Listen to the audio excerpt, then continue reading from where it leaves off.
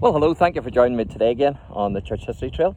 You're very welcome to the programme, and we're continuing here in the CLANDEBOYE estate, and absolutely breathtaking.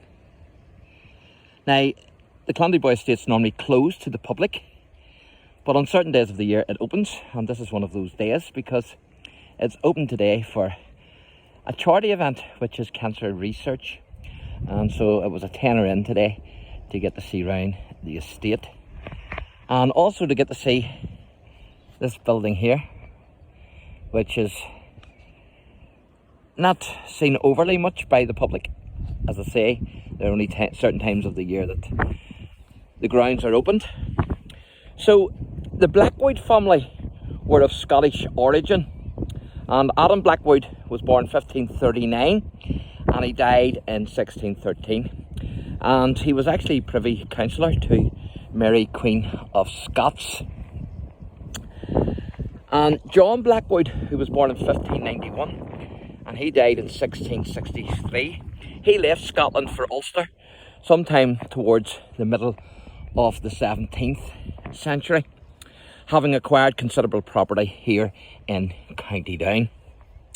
Now, John is buried in Bangor Abbey, and I hope to be able to locate that grave, but no promises on that. I don't know whether I'll be able to or not.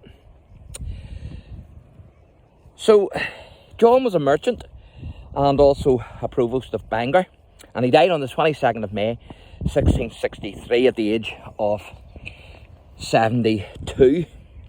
Now, the estate was first settled in 1674 and was originally called, I'll try and pronounce this, Ballyleedy, which of course is now CLANDEBOYE estate. And the CLANDEBOYE estate was actually sequestered, or in other words, took over in 1687 by King James II's Parliament. But it was actually restored on the accession of William III to the throne. Now, John's son Robert Blackwood, who was born in 1694 and died in 1774, was created a baronet of Ballyleedy, I hope I'm pronouncing that right, which of course is this estate here, CLANDEBOYE estate, in 1763. And John Blackwood, born 1721, 1722, and he died in 1799, was second baronet and MP for Killalay and Bangor, County Down. And Sir John was a man of large property and Presbyterian family, as one historian says.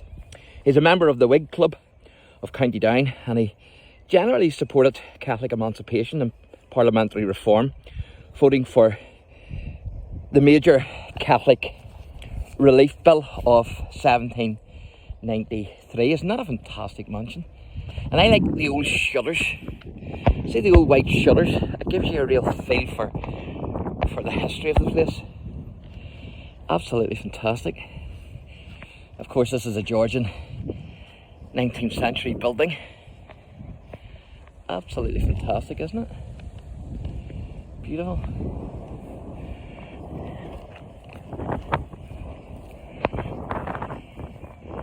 Fortunately, we're not allowed to go thus far and no further. But we can zoom in a wee bit.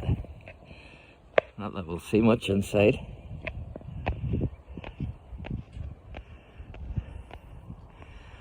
Windows are a bit dirty.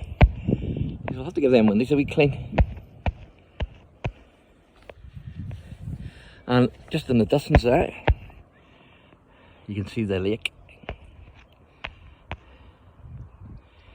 Beautiful.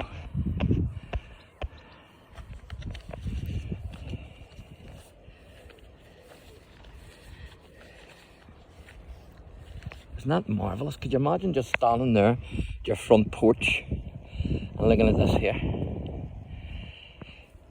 Absolutely fantastic.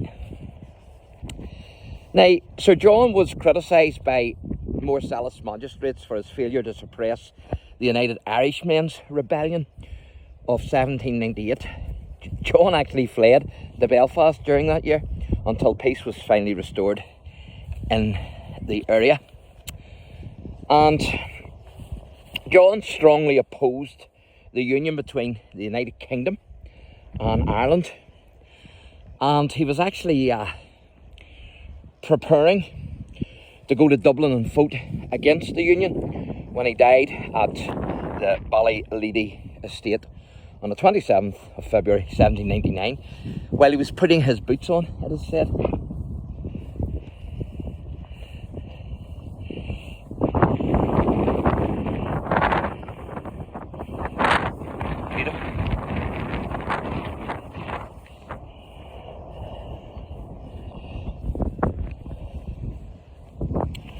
So, his eldest son, Robert, was killed having fallen from his house on the 4th of February, 1786. So then, the estate then passed to John's second son, James Blackwood, who voted for the union. He was actually bribed, it is said, to vote for the union. Now, Sir James Stephenson Blackwood, born in 1755, died in 1836, was MP for Killalay from 1788 to 1800. And he was High Sheriff of County Down in 1804. Now, James inherited the peerage from his mother Dorcas, created Baroness Dufferin and Clandeboye in 1800.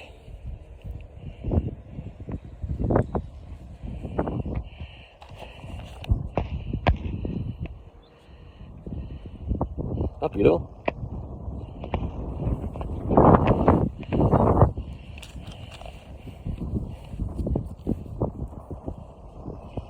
Now, the current mansion here, Clandeboye House as it's called, was built in 1801, between 1801 and 1804.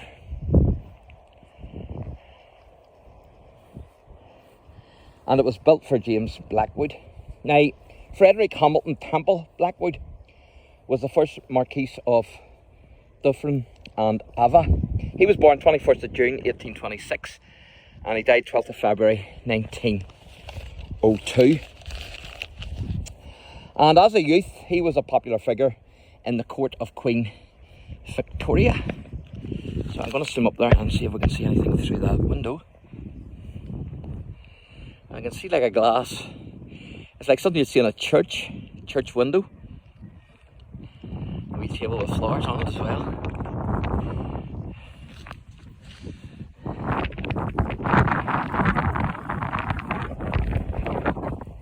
Now, he's known in history as one of the most successful public servants of his time. And it was him who built Helen's Tower and named it after his mother, Helen, to celebrate her as, of course, she was still living. While it was built, it was finished by November 1850. Helen's Tower, and I've done a wee bit of video up there so you can check that out. And he also named Helen's Bay after his mother as well. Now, during the First World War, the 36th Ulster Division was created as part of Lord Kitchener's new army.